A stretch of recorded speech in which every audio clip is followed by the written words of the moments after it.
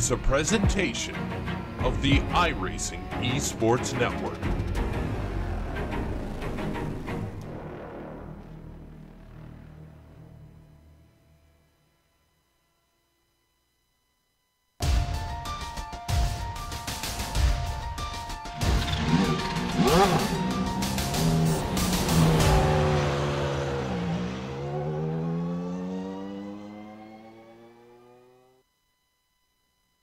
A track whose barriers are less tech pro and more earthen embankment.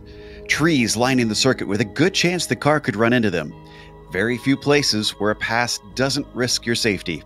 Yep, I'd say this circuit is a perfect fit for a 60s F1 car. There's just one catch. It's only 2 miles long.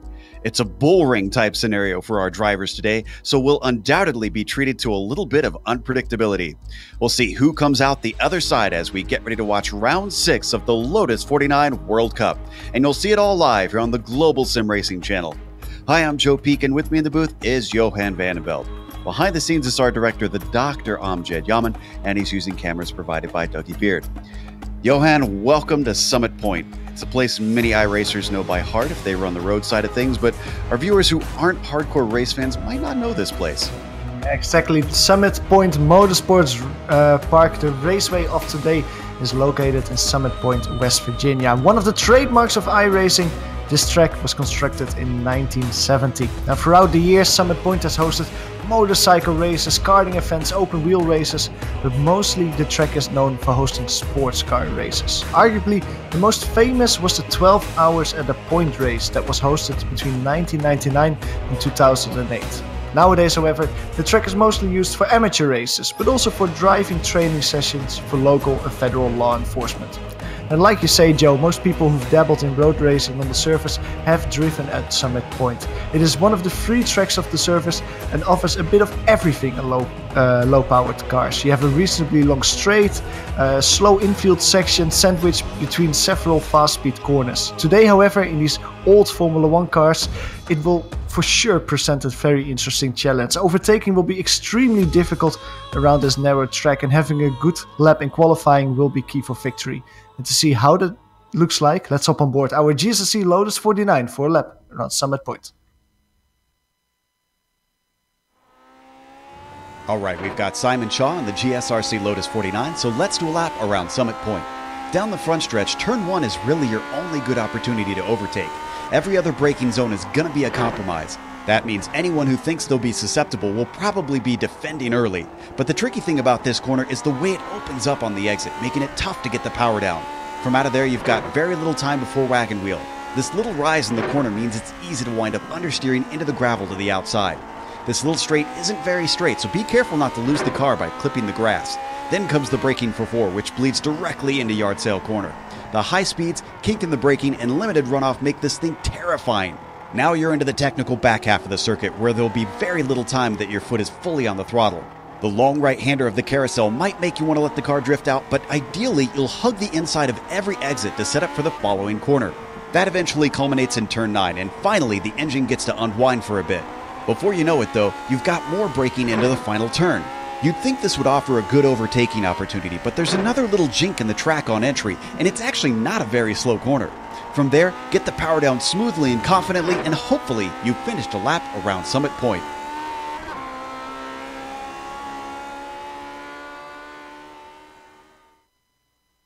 There you see the quick laps we were talking about. This course barely over a minute long, so they're going to be rifling off a lot of them. We'll go over that in a second. Before that, let's get to the championship standings and see where that sits now that we are halfway through the season. Dave Price still leading Ove Trankere, but it is a mere 3 points, and that is mostly due to the drop weeks coming into play. That switches them around between first and second. The other 3 in our top 5 stay where they are. Kochi only 16 points back, and then it's a huge drop, surprisingly, to the Frenchman, Michel Dudignon, who's trying to come back to the 4 after missing some races and having some bad races. Marco Kika will be starting in, or not starting in 5th, but sits in 5th, excuse me. The Finn, about 56 points back, with a pretty good season for him. We also have the Amateur Championship, which they call the F2 Championship here. Johan? Yeah, in the Formula 2 Championship, it has been Marcellus Breuning who has been leading so far. 41 points collected.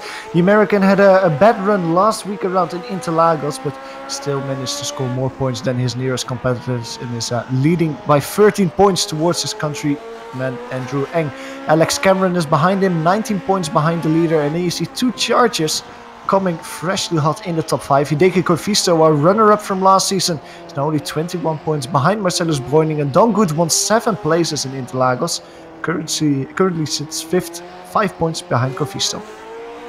Well, he was bumped up a few places by our two main point scorers running into each other there at Interlagos. So let's take a look at the Constructors' Championship. You can see with Claridge and Price having some good results so far this season. Claridge not so much, only 35 on the board. They've got up to 168 points. That's scored them quite a few over Norway at this point. Trangrade carrying the torch there. Nicola Cocci, the lone Italian, doing pretty good to get himself up into third.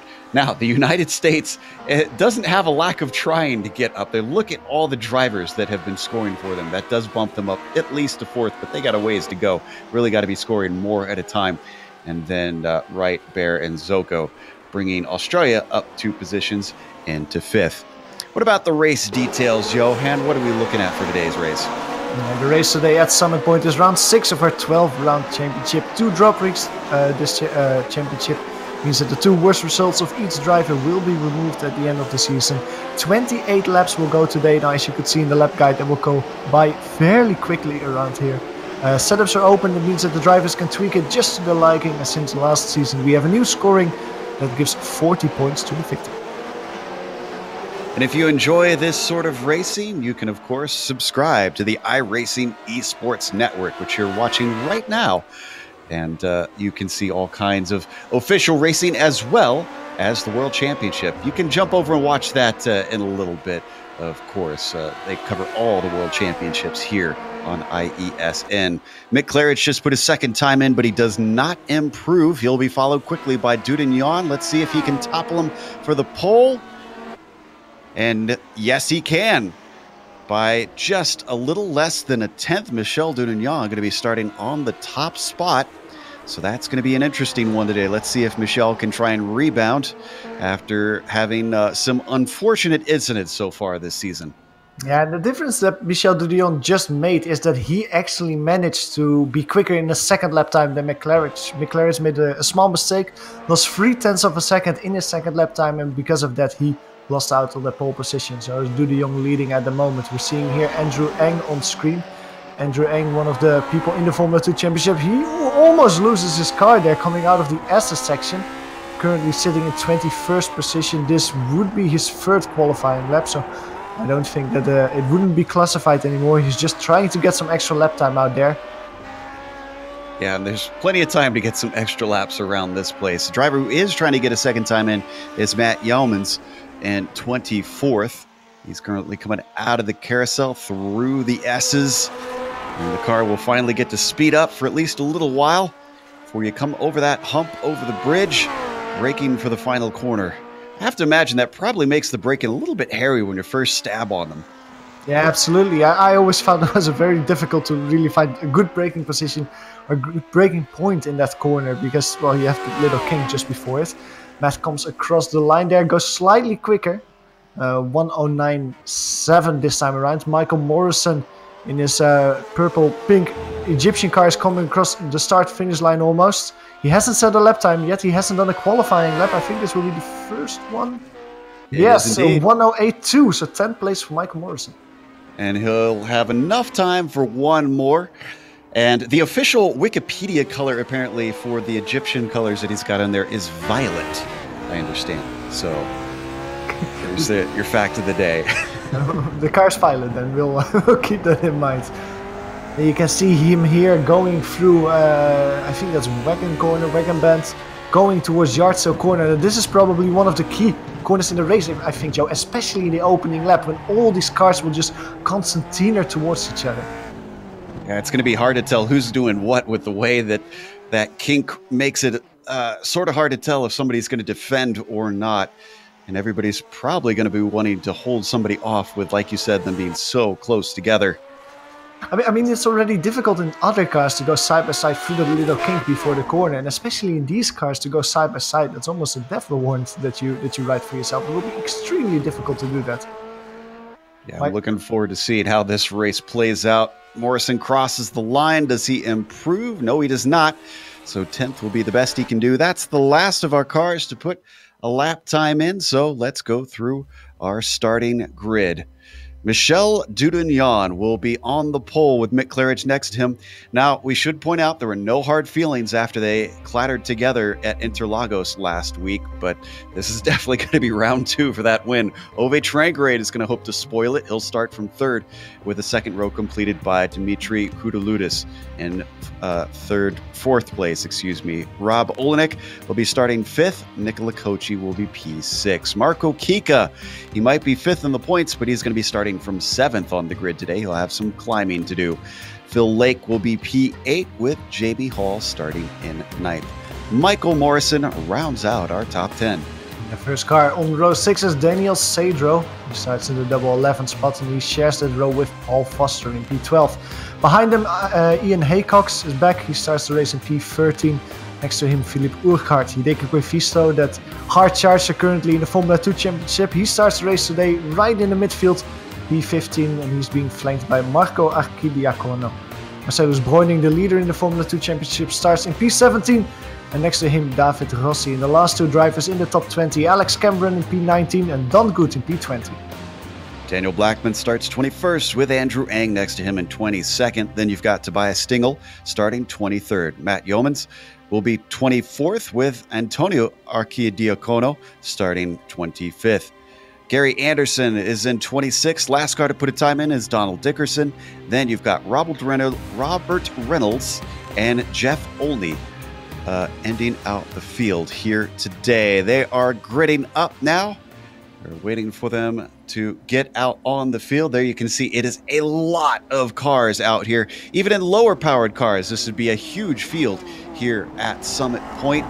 We're expecting these high-powered F1 machinery to really have a bit of a tricky time staying out of one another.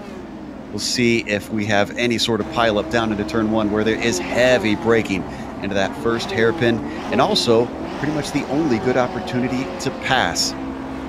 As it could cause some incidents with drivers being eager to try to get by their opponents, knowing it could be their only time that they are close by here in this 28th lap race. Phil Lake out there running once again with Rob Olenek. They keep coming back, and they finally had some good results last race, so just hoping they can repeat that. I think they're finally getting a handle on the car. Just waiting on 2 more of these machines to find their way out to the grid. You can see those earthen embankments that I talked about with the trees right there ready to collect you. Could see some cars disappear off into the ether if they spin out. All right, everybody is out there, so the engines start to rev as the lights come up here in round 6 of the Lotus 49 World Cup. Green flag is out. Michel Dudignon, a much better start off the line. Mick Claridge, he gets a better second half to the start. Look at the squirming that Michel Dudignon experienced coming down to the hairpin. This could give it up as now an edge goes to Mick Claridge. They try to get to the gas as one of the cars behind them slips behind.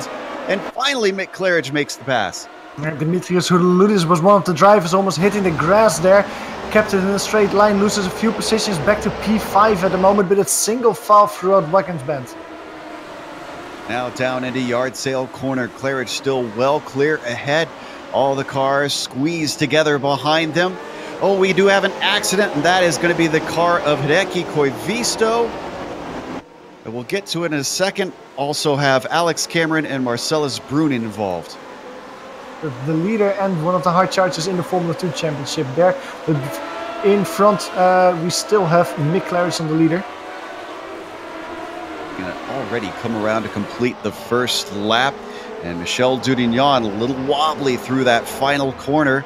Looks like he's under threat from Ove Trangrade. These 3 making a little bit of a breakaway back to the 4th car, Rob Olenek. And then there's a huge gap back to 5th for Koudaloudis.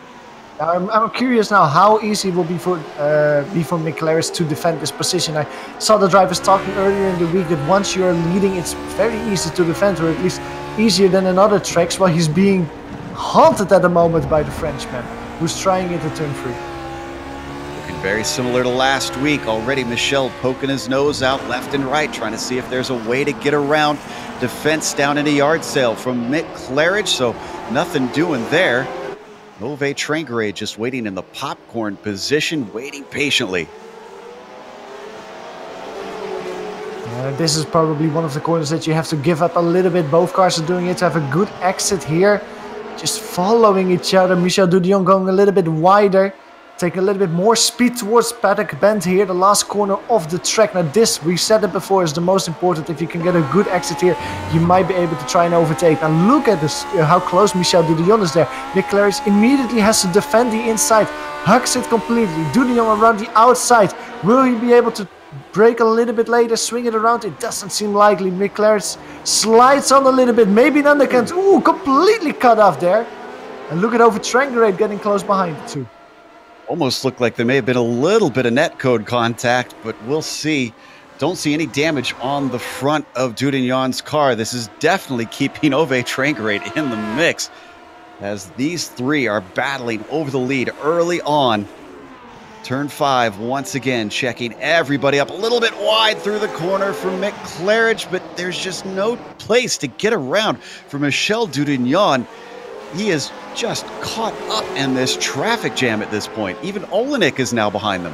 Exactly. When you make a small mistake, especially in the infield section, you just park your car in the apex and the car behind you just cannot go around it. It's quite easy to defend, especially in that part of the track. And like we said, it just shows how important qualifying was. If you're in front, it's just quite easy to stay in front of the rest if you don't make mistakes. Like you said, Rob Olenek is hopping by a little bit as well. 4-car tray now for the lead. McLaren slightly defending the inside, but already coming back. Not as much pressure this time around, but maybe Ove Trangaré can provide some pressure now on the French driver. A little bit calmer. We've been waiting with a replay queued up. I think now we've got an opportunity for Hideki Koivisto's incident. There was a third car that spun on his own in that as well. This is down into turn 4 and 5 that we'll see it happen. This is Koivisto, the Finn. They're watching the blue, red, and white machine. Oh, did he lose it or did he get tipped? It was hard to tell from that angle. I think he lost it on his own in that corner. Marcellus Breuning just didn't have any place to go. Just collected the Finnish driver, and well, both of them were in the wall. Hideki Koivisto, in the meantime, has retired from this race. Marcellus Breuning is still driving around. He's currently in 23rd. Yeah, we watched from on board the Texans' view, and he was just at a horrible place at a horrible time. Oh, and there was a car off in the... who was that? Oh, that was Tobias Stingel there, who was stopped inside the carousel. He gets it going, but he's down in 23rd. Not in last place. Still got quite a few cars running. 27 of our 29, 28 out of our 29. Phil Lake has gotten back out there. Are still on course. Now in front of the field, it's still extremely close between both Mick Claridge and Michel Dudion, going to turn 3 as we speak.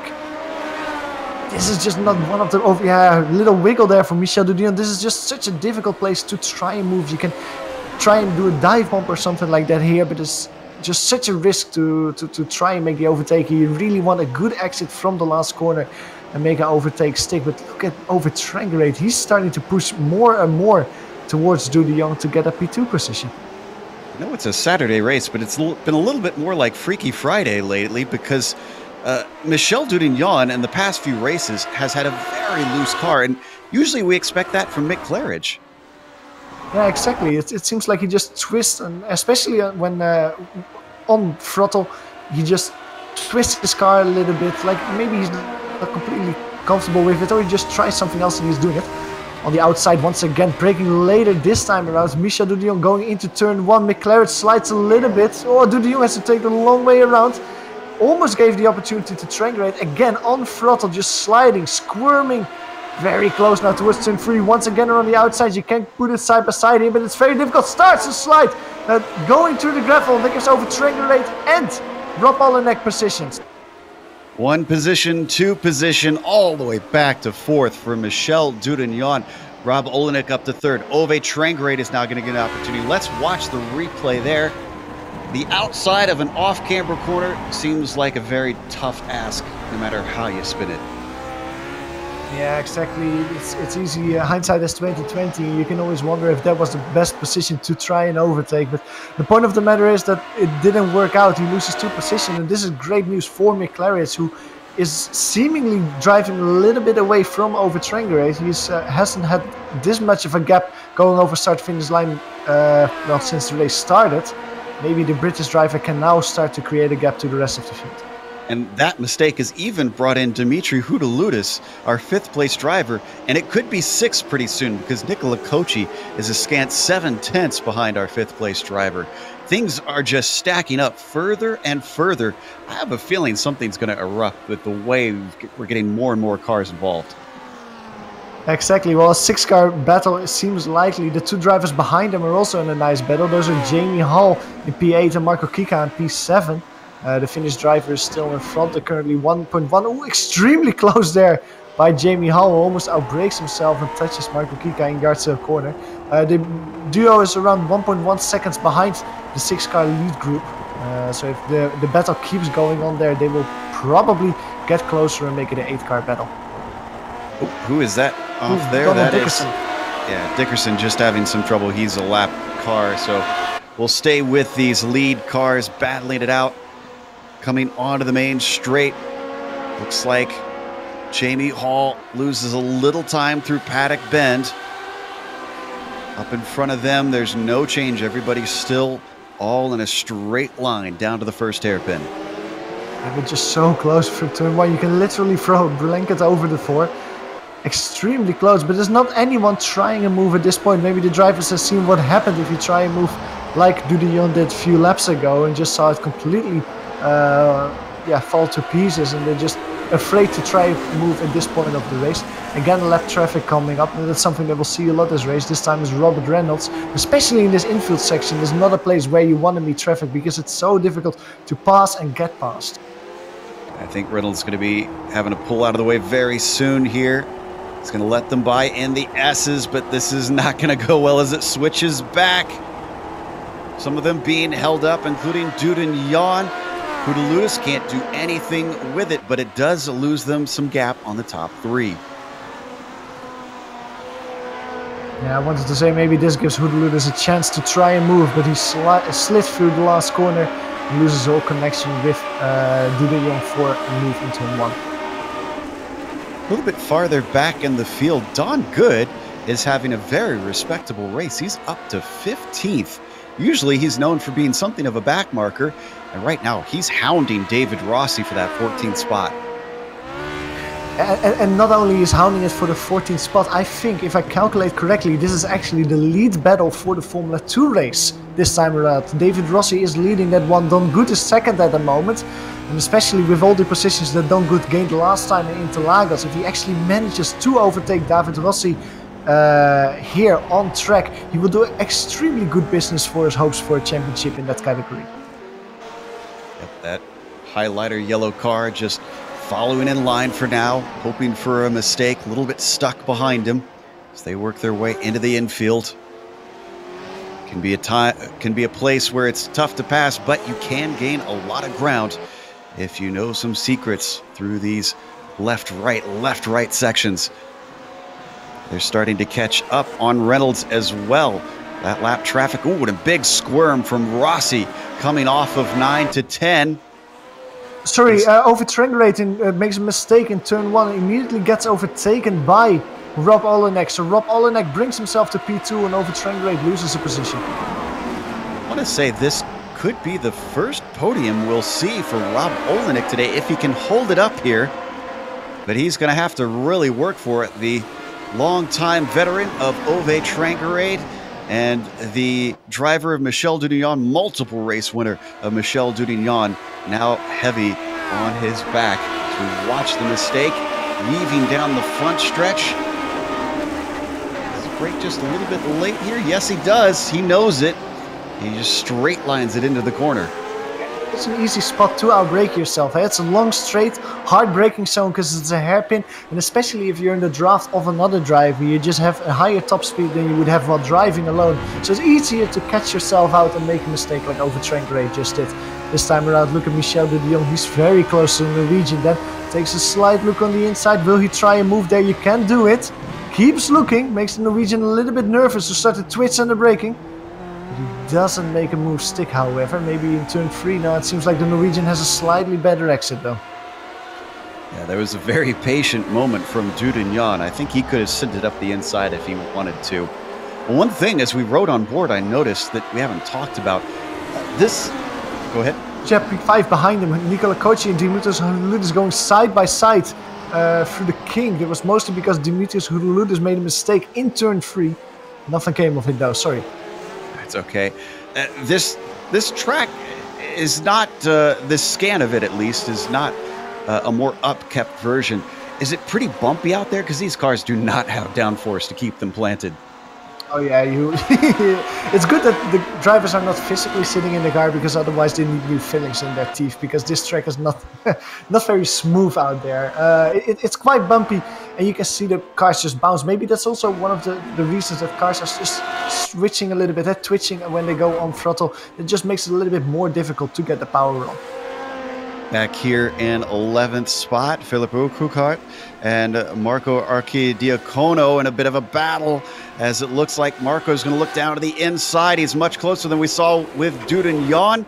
Side by side into the braking zone, into the hairpin. Can Marco get it done? He's got the inside powering off, nice and smooth to it. And it looks like the Italian driver is going to move himself into 11th. Meanwhile, up ahead of these drivers, that battle for first is just not going away. We've seen Dudignon try to peel it away from Claridge. We've seen Trangrade try to take it away, and now it's Rob Olenik's turn, and so far he's having trouble getting up to the gearbox of the Brit. Yeah, but good news for Rob Olenek, though, is that the battle behind him is heating up. Over Trangrade is making a slight mistake through the last corner. A little bit wide, they might give up Michel Dudillon an opportunity, but the gap between over Trangrade and Rob Olenek is increasing. Around a second now. Michel Dudillon very close behind the Norwegian. Once again, he's taking a look on the inside, and once again, he decides not to try and move there, a dive bomb. Very close in turn 1. Taking a look on the inside there on the throttle. Over Trangrade, keeping it wide, and that gives the opportunity. You should maybe have cut him off a little bit earlier. Actually, lets him go. Over Trangrade lets himself be passed by Michel Dudillon there in turn 3. Oh, but he could get it back. Look at how the gravel to the outside slowed him up a little bit. Not brave enough to try it into yard sale. Well, there goes the buffer that Rob Olenek had, because with Michel Dudillon, who has been quick, who has been the quickest in qualifying, behind you, you know that it will just take a few laps and he's on your gearbox once again. Oh, right now he's having trouble trying to shake Trangrade for now in this section of the course. Now he finally gets a little bit of breathing room. One thing that I'm actually surprised about is that Mick Claridge was not able, at least so far, to really gap Rob Olenek. I don't know if that's just difficult to really, I don't know. Oh, as we see, by the way, almost a move from over Trangrade, who went very close.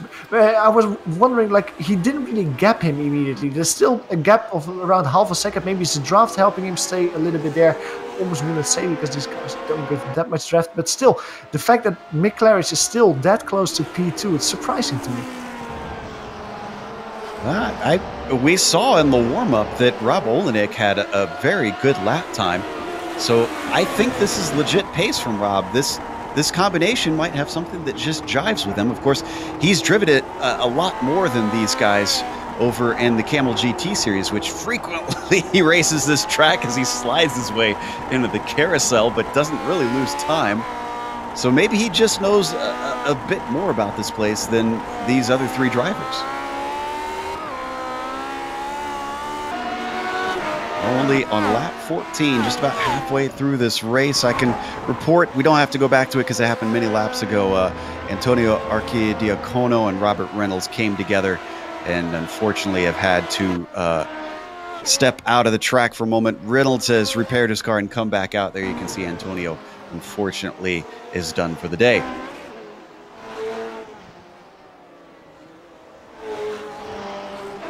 Boy, we've been focusing up at the front. We've only had little glances at everything else happening farther down. How about 16th, Alex Cameron and Paul Foster fighting for this spot as they come onto the front stretch. Paul with actually a pretty good exit to gain him a little bit of time. See if he can use that momentum to maybe have a go.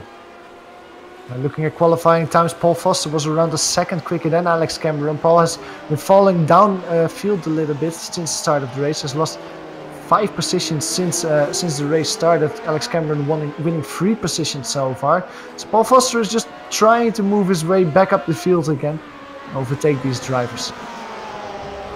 Up through wagon wheel once again. It looks like Foster just creeping forward bit by bit as we ride on board, looking over his shoulder.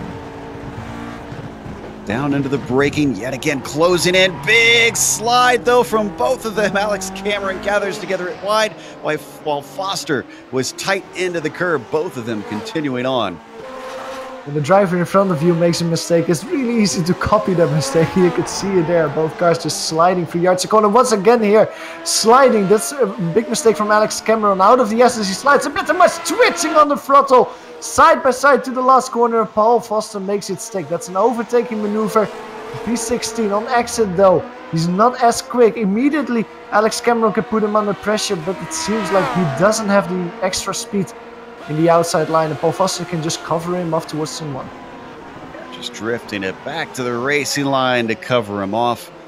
And indeed, give P16 to Paul Foster. Next up for him, going to be Don Good, who is still behind Rossi and has actually lost a little bit of touch there. As that was happening, I want to say that Michel Dudignon was looking for a pass on Olenek through turn 4, almost made it too wide, but decided better of it. He's since lost a little contact with the American, and actually that battling has dropped them away from Claridge for the first time this entire race. He's got more than a second gap to the car behind. Yeah, this is really good, and especially if the battle keeps going on between Rob Olenek. Ooh, there's a big moment there on the exit of turn 1. Oh, you don't have to give Michel Dudillon that. He immediately pounces on that mistake. Frenchman back in turn 2. Very loose through turn 3. That gives Rob Olenek an opportunity. Side by side, going towards the kink. On the outside, Rob Olenek there. Can he make a stick? Side by side still. Turn 5. Michel Dudillon brakes later. Again, he gets extremely loose. Saves his car. Ooh, over track grade gets overtaken. That is by Dimitri Zurludis. Gets contact with Nicola Corsi. Italian gets turned around. Can continue. Stays in P6. That was a chain reaction if I ever saw one. It started with Olenek and Dudignon and worked its way all the way back until poor Nicola Corsi had to suffer the last of it. Look at this. Makes the move. Then another mistake off the corner. The tiger striped car of Rob Olenek comes back at him, and what I consider an incredibly brave move, up on the curb, almost slides into him. That could have gone so much worse, but this has just been a mistake-filled race. Meanwhile, more second-place action as we're watching the replay here. Yeah, Michel Dudillon just got the overtake move stick in turn 1 to Rob Olenek. I don't know if we can go to a replay of that, but he just had a great exit out of the last corner, had more speed, used the draft a little bit, put it on the inside of Rob Olenek and got that P2 position back finally. There's a lot more calm maneuver down to the inside, just a simple outbraking. Looks like Olenek fought it a little bit, tried to cross over, couldn't quite make it happen. So now that Michel has finally got himself back into second place, he's got 3 seconds to make up. Question is, can he do that? He was faster in qualifying. However, that qualifying time was only a little less than a tenth faster, and with about 9 laps to go here, is that going to be enough time? Yeah, with only 4 tenths of a second, I don't think he's going to make it until the end of the race now. Head down and suddenly win half a tenth of a second and really put it down as race pace. It is probably the Frenchman. You win in 3 seconds, you probably have to rely on mistakes of Mick Claris or maybe traffic that can be a huge factor. We've seen it several times, especially if you catch it in the infield section, that a driver can just lose 1-2 seconds. It's almost like you're doing an endurance event, and if that happens, that gap can slow down incredibly very quickly. Well, he's got a little bit of a gap before he reaches the next cars ahead, Gary Anderson, Tobias Stingel, and Daniel Blackman. See how quickly he comes upon them. Sorry, behind him, P11, Marco Cagliacono makes a move on Daniel Cedro. That was a great move on the exit of turn 3. Driver was held up by Robert Reynolds, lap traffic, and well, Marco just completely used that momentum to make the overtake. Now he's really our hard charger as we go to a replay of that incident, of that overtaking maneuver. Marco is really the hard charger of the race today, winning 6 positions so far, started 16th, now in P10. Great race from the Italian. Yeah, from the onboards, Marco looked as calm as ever. Can't say that it's that way under the helmet necessarily. As we go to 7th place, Jamie Hall and Marco Kika still in the battle. It's been a while since we looked at them, but they're side by side coming through turn 1. Nobody's willing to give up. That's Marco in the blue and white car. Jamie Hall in the darker machine to the outside of the wagon wheel corner. He finally gives it up. He could have another go into yard sale, Johan. Outstanding defensive maneuver from Marco Kika there, who goes a little bit loose through turn 4. The fact that he was on the outside of turn 1 and actually made the outside line stick, that's not something I have seen before in practice or during the race today. Really good defensive driver from the Finnish driver to really make that defensive move stick there and not lose a position. Oh, and we've had one of our first violent crashes today. Poor Donnie Be Good. He gets a little loose coming out of turn 9. And you're going to see why this circuit was not made for machinery of this type. Let's see if we can get this pulled up. Yeah, here we go. Out of the final, the second to last right-hander just gets a little out of shape. And as he tries to gather it together, he clips that tire barrier, and that turns him all the way over. That's going to end his day, sadly. Third place heating up once again with Huda Ludus and Rob Olenek, Johan. Yeah, the gap between the two going over start-finish line was 0 thousandths of a second. Absolutely nothing between the two. Dimitrios tried it on the outside line through turn 1. They went side by side, but he couldn't make the move stick. Now, we were saying earlier, Joe, that this might be the first podium position for Rob Olenek. Well, he's certainly defending it extremely well. Like his life's depending on it, because he's not giving the Greek driver any inch here, any opportunity to really make the move stick. Once again, going to the last corner. You really need a good exit here, especially if you want to keep Dimitrios behind. And also over Trengere, the Norwegian, is not far behind in P5. Glad to see Dimitri back and racing this series. He disappeared for just a brief while. He came in because of the SRF when they shared the schedule with that series, and it seems like Dimitri really has taken to this old F1 machinery. Right now, though, he's having to fend off Trengere close behind that gearbox. And we understand you've caught a crash. We might have to go to it a little bit later, though, because Trengere's got a great run here. Oh, not good enough for an attack, though. So something happened to one of our favorite Italians, Kochi, I understand? Yeah, in the last corner, last time around, he and Marco Kika had contact with each other, and that sent Kochi into a half spin, losing quite a bit of time. You can see it here coming out of the SS section, going towards the last corner. These two drivers will make contact, and Nicola Kochi will almost spin his car. He will save it, but he will lose 2 positions to both Marco Kika and Jamie Hall. Now, in the meantime, after that, Jamie Hall made a mistake himself in turn 3 and lost that position immediately. So it seems like all drivers can continue. The positions have shuffled a little. They're very lucky to keep going. That wheel-to-wheel contact can be a killer in any open-wheel car, especially these old Lotus 49s, that low, wide stance with the wheels sticking out. They can interlock so easily. Nicola Kochi, you can see, still running in 7th at the moment. The front, for pretty much the first time this whole race, seems to be mostly spread apart. About the only battle still going is this one for 4th place between Dimitri Ove and Rob Olenek. Paul Foster just made an overtake on David Rossi in the last corner. That's the battle for P14. If I'm correct, that's also the battle for P2 in the amateur category. So also a battle for podium positions there.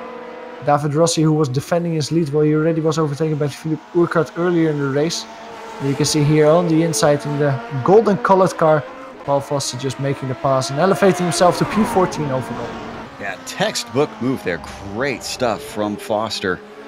The Australian made the difficult pass in that final corner. We told you about how hard it is trying to break into there. Still wheeling this thing around as the car behind him of David Rossi not only wheels it around but spins it around down into yard sale, loses a spot to Alex Cameron. So, as they now have a battle going for 8th place, Hall and Morrison. Morrison, that's not a name we've mentioned a lot during this broadcast, was a little bit in no man's land, especially with the gap behind him, 10 seconds to Marco Archidiacono. But now he has Jamie Hall right in front of him. We saw Jamie Hall involved, a bit of an incident a little bit ago. As, oh, and Philip Urquhart, what happened to him here? He was running in a good position. Oh, he blew his engine on downshifts. Oh. Harsh, and especially 4 laps before the end of the race. That's... I've done that before myself. I remember in Coda one year, as we go to the battle for 3rd, Rob Olenek fending off Dimitri Houdaloutis. He's got the inside. It's hard to overtake the long way around to the first corner, and he's fending him off for now, but this battle is not over. Yeah, he's squirming, and over Trengren almost took advantage of that on the inside. He really wanted to follow the line of Rob Olenek there, make it a 2-for-1. But not making it stay going around traffic as Robert Randers, who gets overtaken. Tobias Stingel right in front of them as well. Will be a little bit more traffic, especially in this slow infield section. Seems like Rob Olenek goes a little bit wide through yard sale corner. And when will you meet Tobias here? Because the point where you will meet him here might actually mean if he will hurt you or help you. Coming here out of the SS section, I think they will... Yeah, Tobias, good move there. Just stay... Yeah, smart driving, just staying there on the inside. Look at how close over Dimitris Houdaloutis is there. Going for the last corner, almost touching each other there. On the exit, in each other's gearbox, immediately Rob Olenek tries the defensive line. The green driver has to put it around the outside, stays there, but he doesn't really have extra speed. He didn't have to draft, can brake a little bit later though. Once again, try to swing it around the outside. We saw Kika do it earlier. Can you do it as well, Dimitrios? Under throttle, it's just so difficult to really put the power down. Once again, he just cannot make the move stick around the outside there in turn 1. Just too much dust and gunk where it's off the racing line. He's trying though, twice now he's been denied. You have to wonder eventually he'll figure out just how to power off that corner. As we stay on this battle, the story that I was going to say was that once the very first lap of a race at Coda in this series, I blew the engine downshifting on the backstretch. As Jamie Hall, or no, actually not Jamie Hall, Marco Kika was way out in nowhere. He outbraked himself. We might want to get a replay of this. Losing it in turn 4 and somehow kept it out of the wall. And then you could see how far he slid into the infield. Let's watch from onboard. This is what you were talking about earlier about losing it into turn 4 and how dangerous this is. Yeah, but also great move from Marco Kika to not punch it into the wall, because that was extremely close there on the inside, and actually just keep it going. He kept it in a reasonably straight line, only loses a few positions, so he's currently in P9. As I see Michael Morrison trying a move on Jamie Hall around the outside of turn 1, doesn't make it stick, but he has a good... Ooh, gets very loose there in the kink between turn 1 and turn 3. That hurts him, otherwise he might have been able to try a move here in turn 3. Boy, you can't say that people aren't trying hard to make these overtakes. We've seen so many attempts, but we've also seen graphic illustrations of how hard it is to be successful at those attempts. Defensive move to the inside from Jamie Hall as Morrison tries to carry the momentum into the infield, but just does nothing for him. As we watch these two battles, I can report that Dudignan has not gained much time on Claridge. The separation that they experienced really has helped the Brit to carry this thing home, because the white flag is coming out now with that 3.2 second gap, giving him a nice little buffer. But it doesn't mean that the podium is settled though, because Rob Olenek in P3 is still being put under pressure by Dimitris Houdaloutis. Not as much as they were earlier in the race, that they went side by side for turn 1, but he is there to really pounce on any mistake that Rob makes in the last lap. Gap is slightly increasing while they run towards turn 3, Joe. Ooh, are we going to see a desperate move from Dimitri to get himself onto the podium, or is he going to settle for this spot? He's still relatively close behind. That could hand both of these to Ove Trangerade. Coming through the infield section. We won't have much longer to watch this because right now Mick Claridge coming out of the penultimate turn. Just one more to go for Mick Claridge. I believe this is going to be his first win of the season. Mick Claridge hasn't had the best of starts, but halfway through now, Mick Claridge finally takes P1 from the front row of the grid. The Brit wins here at Summit Point. Michel Dudion gets P2, but for the podium, Rob Olenek is still in front of Dimitris Hudludis. Makes it before the start-finish line. He comes in P3. Dimitrios comes home in P4. And Ove Trangerade has to settle for 5th place. Jamie Hall is going to beat Marco Kika to the line. And Marco Archidiacono in a tight fight here with Daniel Sadro. But Daniel just does not have enough power to get it done. Seen it.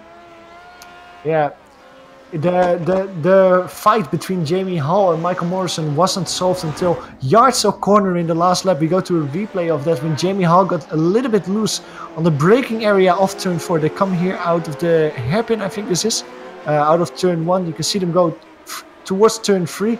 Michael Morrison just putting pressure on Jamie Hall. The violet car really trying to get a position in the last lap of the race. And then coming towards the next corner, that little king Jamie Hall just makes a mistake under braking. He almost loses control. Keeps it there, but that gives Michael Morrison the opportunity to look on the inside. Put his car there. Almost contact between the two there in turn 5. But he makes it stick. And that's a move that gives Michael Morrison P7 in the end. That's going to complete our race, but the show is not over. We're going to have the post-race after this, so stick around. We'll have all the upcoming races on screen, followed by the official results as well as driver interviews.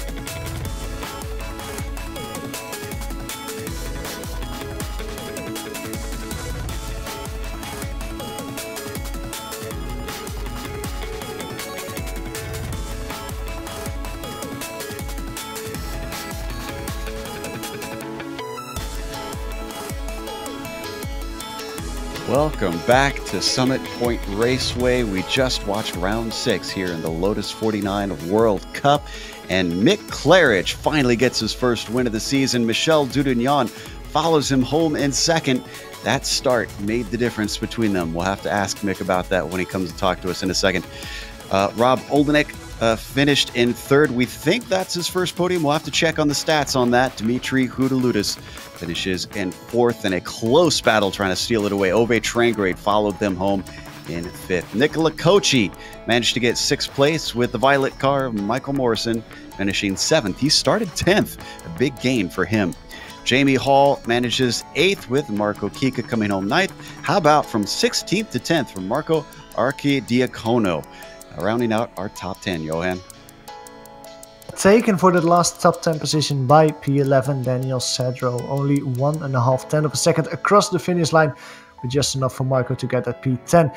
P12, Ian Haycox comes home there just in front of Paul Foster. Paul Foster finishes in front of Alex Cameron, who comes home in P14. Another hard charger, winning 5 positions since his starting position. David Rossi, after that little spin, finishes in P15, just in front of Marcellus Breuning, our leader in the Formula 2 Championship. Andrew Eng is the last car on the lead lap in P17.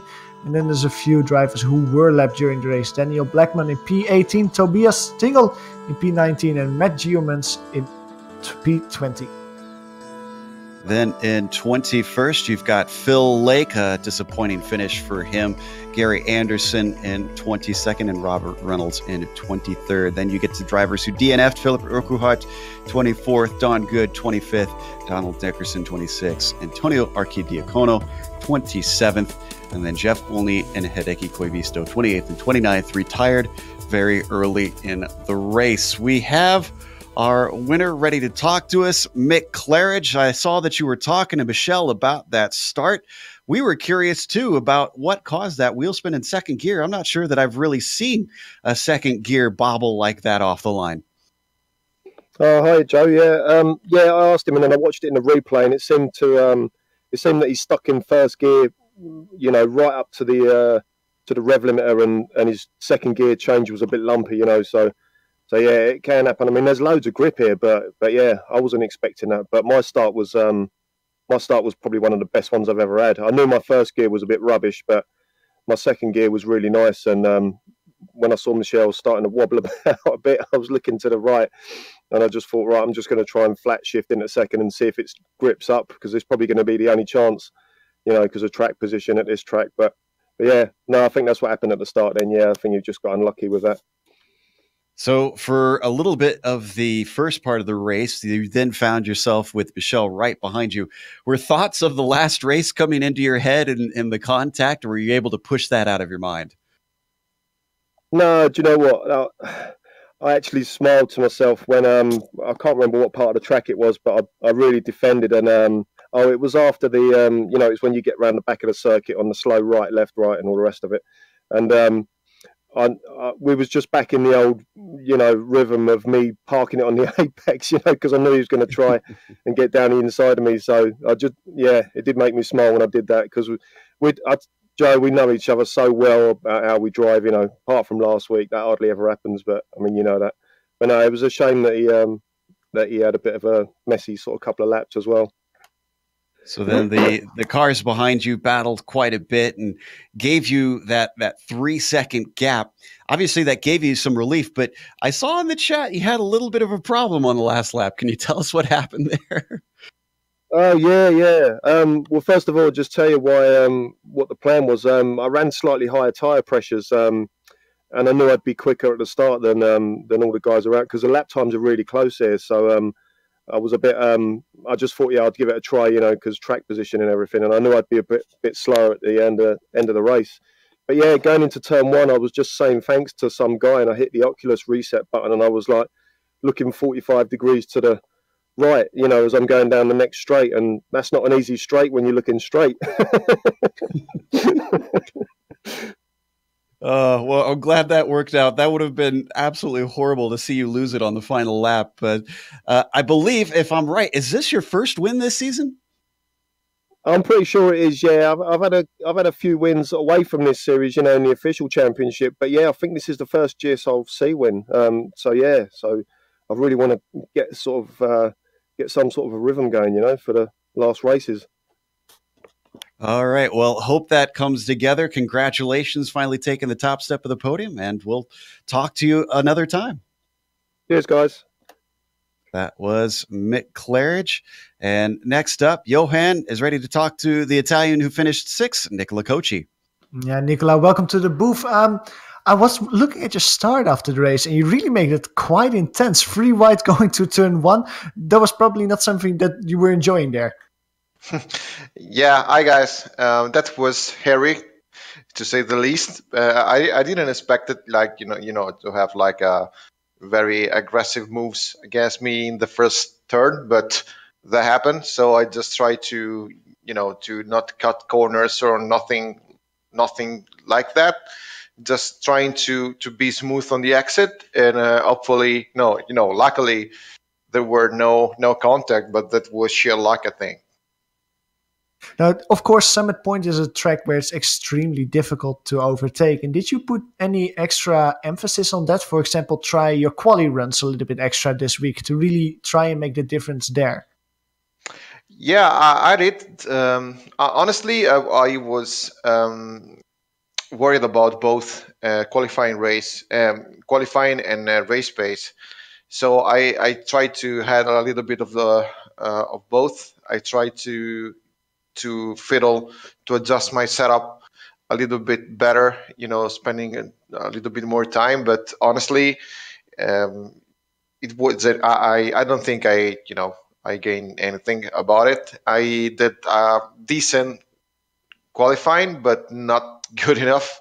I think I lost a tenth or so somewhere around the track. So I was behind Dimitrios, but I knew that the both of three, me, Dimitrios, Rob, and Ove, the way we were pretty close on the pace, and that what's happened at least on the first half of the race. And I just tried to sneak on the inside of Ove when he did a little bit of mistakes, but maybe it was like a late move. And when he came back, I've been turned around and I had damage. And from now on, the car was kind of sketchy to drive. And I think I'm lucky to finish the race and to have a sixth place. We saw that happening on the broadcast. Well, lucky to hear at least that you could continue. That was at least good. What you also mentioned is that battle between you, Rob, Demetrius, Ove for basically the whole first two-thirds part of the race. Do you like a track like Summit Point in the Lotus 49? Is this a track that you enjoy driving and battling on because it's so different than other tracks that you might be used to? No, I don't really like it at all because the car is, from his nature, the 49 is kind of an animal to control. So you don't have any needs about some kind of track that it puts it a lot even worse on that side. So with all that bump, I think is most like supercross scale bump sometimes. And the car is very, very twitchy, and you have to really work to make the car point in the right direction. So, and in the middle of that, you have to battle, you have to look to the mirrors, you have to defend, you have to attack, and the track is very, very narrow. So that this doesn't allow us to to be brave or to try some attack, some overtake, because it's dangerous. So you really have to think it twice before doing something like that, and that's something I did not do today, and I pay for it. Yeah, that's true. Well, at least you come home in P6 today. Fun battling out there. Good to see you fight, at least for the positions. Next week at Zandvoort, at least that's a different kind of track, a lot different than Summit Point. Yeah, I kind of like Zandvoort, but I only raced there on the 79, so I don't really know how it's going to be with the 49. But I just thought to come by and to say hi to you guys, because the last time in the Interlagos I had a very huge technical issue on my computer that it didn't allow me to race good. So it's just it's the second time that I have some kind of issue during the race, but that's something, it's something normal. It happens from now and then. But I just want to reassure that I'm still alive. I'm still good. Well, that's very good to hear. Good that you come here to talk with us. And once again, congratulations with P6 out there today. Thank you, guys. See you next round, I hope. That was Nicola Cocci coming home in P6 out there today. In the meantime, Joe, you've caught up with the next driver. Yep, Rob Olenek, who finished third today. Rob, we're trying to check. Is this your first time finishing on the podium in the 49 on our broadcast? Absolutely. I don't even think I've been close. Is there something special about this track for you? Because we've seen you have good pace, but you were fighting up at the top, not only here in the race, but in warm-up in the practice session. We saw that you had good pace too.